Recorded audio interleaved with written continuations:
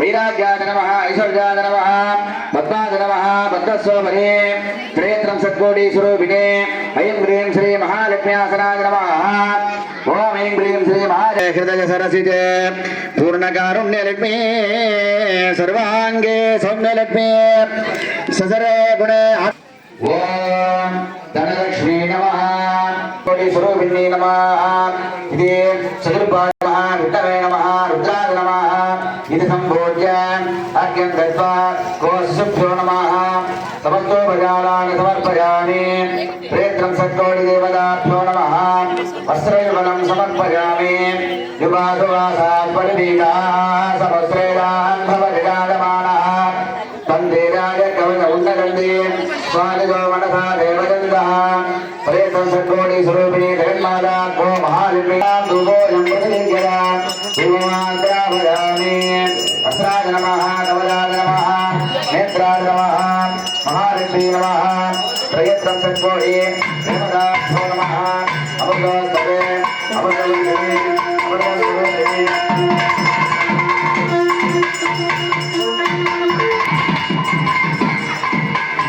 अमृतं सारस्राभय स्वाहाय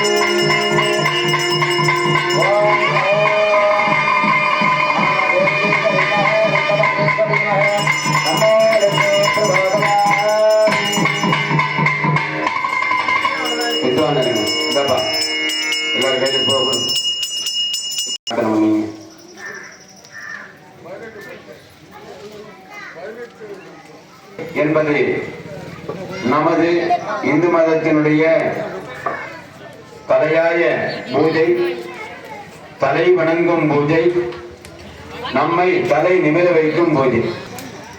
33 கோடி தேவர்கள் சொல்லுவோம்.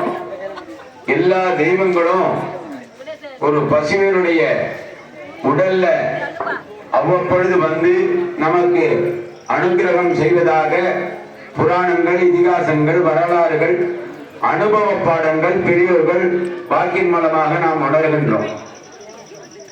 இந்த கொம்புக்கு ரெண்டுலையும் மாடங்கிற தெய்வம் இருக்கும். இந்த மாடங்கிற தெய்வத்தை வணங்கிட்டு மகாலட்சுமி வணங்கினா இந்த மகாலட்சுமியுடைய கிருபை நிறைவாக கிடைக்கும். இந்த மகாலட்சுமி எல்லா தெய்வங்களும் ஒரு காலகட்டத்தில் பசுவில வரணும், உலக பிரளயத்தின் பொழுது அப்படின்னு பசுமாட்ட அந்த பிரளயம் ஒன்றும் செய்யலையா, வந்துக்கு எல்லா தெய்வங்களும் வந்துட்டாங்க. மகாலட்சுமி மட்டும் நம்ம கூப்பிடுறோம் இல்லையா, ஒவ்வொருத்தர் வீட்டுக்கும் போயிட்டு வரதுக்கு லேட் ஆயிடுது. உலகத்துல இடத்த பார்த்தா இல்ல, இடம் இருந்தது ஒரே ஒரு இடம், பின்பக்கம் வாளுக்கு மேலதான், அதுதான் இருந்தது. சரி, நான் அந்த இடத்துல இருக்கேன் உலகத்துக்கு. அதனாலதான் பசுமாட்டிற்கு முன்னாடி போட்டு வச்சுட்டு பின்னாடி பூஜை பண்ணுவாங்க. அதனாலதான் பாலாக இருந்தாலும் எதா இருந்தாலும் புனித தன்மையோட அந்த இடத்துல வரும். ஒரு விழா வைபவம் ஆரம்பிக்கிற வீட்டுலன்னா முதல்ல கோமியத்தை எடுத்து வச்சிருவோம். புனிதமான ஒன்று அது உலகத்திற்கே அருமருந்து. காரணம், இந்த தேவர்கள்லாம் அதுல வாசம் செய்யறதுனால அந்த தீர்த்தத்திற்கு, அந்த கோமியத்திற்கு அவ்வளவு புனிதம். பசுமாட்டில் ஒவ்வொரு இடத்துல ஒவ்வொரு தெய்வங்கள் இருக்கு. இதுல முக்கியமா அந்தந்த இடத்துல பண்ணுவாங்க.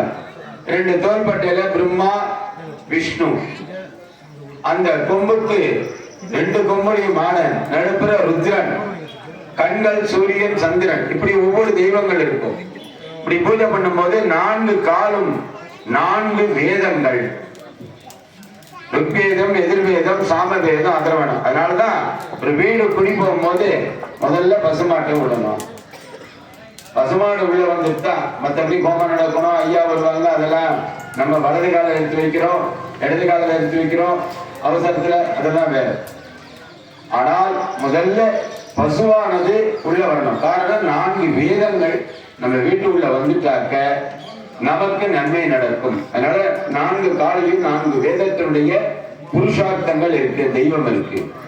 இப்படி பூஜை பண்ணிட்டே வரும்போது இந்த தொண்டை பகுதியில பாத்தீங்கன்னா ஐயா பூஜை பண்ணும்போது கண்டே வாசுகினே நமஹா அப்படின்னு பண்ணுவாங்க. கண்டம்னா கழுத்து, வாசுகின்னு சொன்னா சர்ப்பத்திலேயே உயர்ந்த சர்ப்பம், உயர்வான சர்ப்பம், ராக சர்ப்பம். அது மட்டும் கழுத்துல இருக்க என்ன சாமி அப்படின்னு கேட்கலாம்.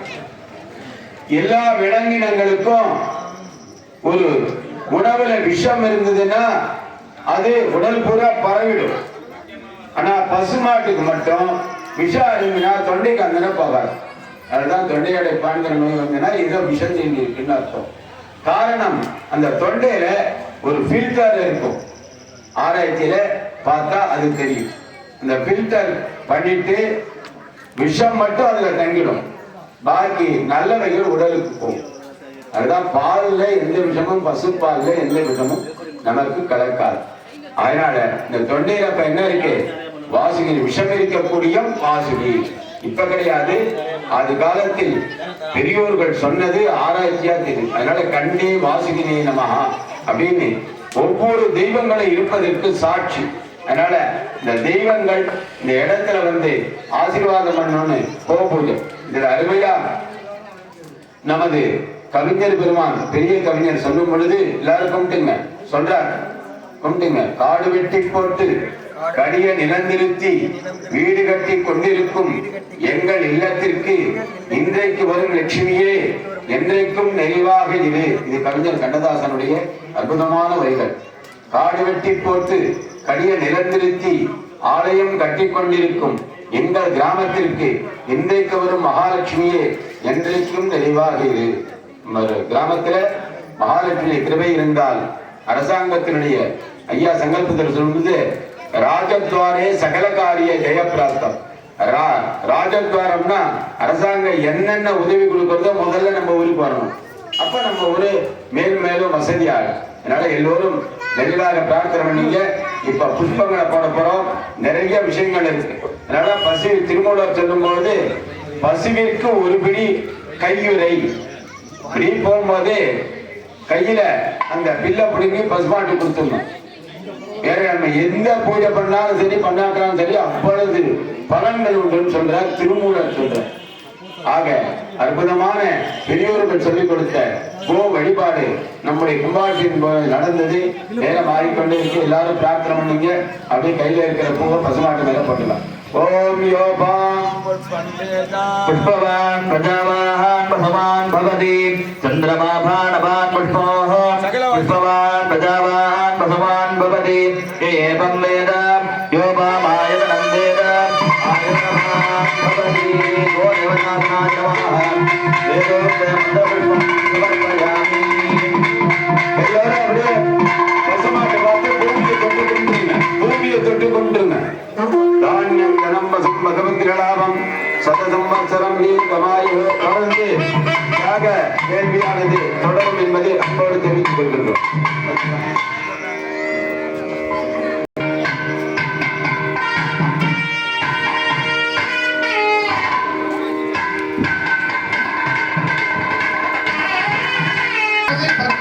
கடம் புறப்பாடு என்று ஐயா சொல்லியிருக்கிறார். மணி 9:10.